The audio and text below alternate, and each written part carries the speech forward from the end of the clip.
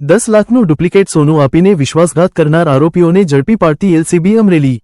થોડા સમય પહેલા માધુપુરના વનિતાબેન કાનાભાઈ ચૌહાણને સસ્તા ભાવે સોનું આપવાની લાલચ આપીને આરોપીઓ દ્વારા વિશ્વાસમાં લઈને વનિતાબેન પાસેથી ડુપ્લિકેટ સોનું આપીને રોકડ રકમ લઈને આરોપીઓ ફરાર થઈ ગયા હતા, જેની ફરિયાદ વનિતાબેનને ધારી પોલીસ સ્ટેશન ખાતે નોંધાવી હતી। ફરિયાદની ગંભીરતાને લઈને અમરેલીના એસપી સંજય ખરાટ દ્વારા તમામ સ્ટાફને સૂચના આપેલી હોય તે અંતર્ગત ટેકનિકલ સોર્સ અને હ્યુમન સોર્સના આધારે અમરેલી એલસીબી દ્વારા ધારીથી દલખાણિયા તરફ જઈ રહેલા આરોપીઓને રિક્ષા તેમજ મુદ્દામાલ સહિત ઝડપી પાડ્યા હતા। આરોપીઓને ઝડપીને ધારી પોલીસ સ્ટેશન ખાતે રજૂ કરવામાં આવ્યા હતા।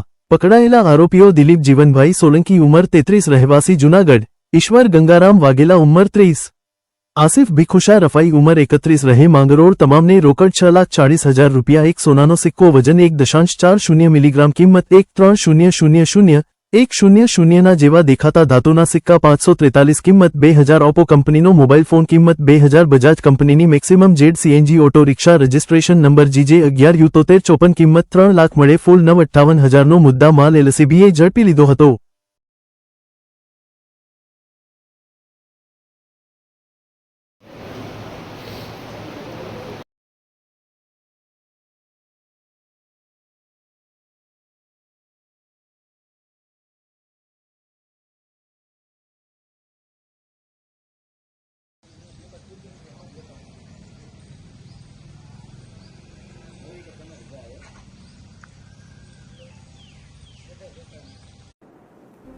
હાલમાં ધારી પોલીસ સ્ટેશન ખાતે એક ફરિયાદીને સસ્તું સોનું ખરીદવાની લાલચ આપી તેમને વિશ્વાસમાં લઈ અને તેમને ખોટું સોનું આપી અને તેમની જોડે 10 લાખની છેતરપિંડી કરવામાં આવેલી હતી। ધારી પોલીસ સ્ટેશન ખાતે આ બાબતે તાત્કાલિક ગુનો નોંધવામાં આવેલો હતો અને આ ક્રાઇમમાં ટોટલ 3 આરોપીઓ છે તેમની ધરપકડ કરવામાં આવેલી હતી અને જે ફરિયાદી છે તેમને કુલ 6,40,000નો મુદ્દામાલ પરત આપવામાં આવેલો હતો। આની સાથે જાહેર જનતાને એ પણ અપીલ છે કે જ્યારે પણ આવા ફ્રોડ કે ન્યુસન્સ આવતા હોય છે ત્યારે આવી લાલચમાં ન આવે અને જો તમને કોઈક પણ આવી લાલચ આપે તો તરત નજીકના પોલીસ સ્ટેશનનો સંપર્ક કરવો। નામ ચૌહાણ વનિતા કાના છે। હું પોરબંદરના માધવપુરની રહેવાસી છું। મારે યારે માંગરોળના 2 બાપુ આવ્યા હતા।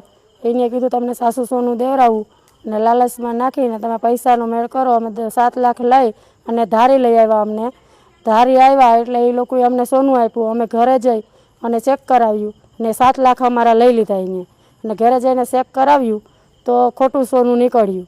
એટલે અમે સીધા ધારી પોલીસ સ્ટેશને આવ્યા, ફરિયાદ લખાવી અને ત્યાંથી પછી અમે અમરેલી એસપીમાં ગયા।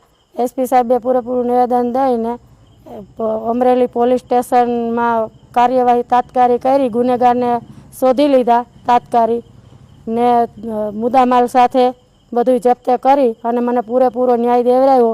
એ બદલ હું અમરેલી પોલીસ, જિલ્લા પોલીસનો અને એસપી સાહેબનો ખૂબ ખૂબ આભાર।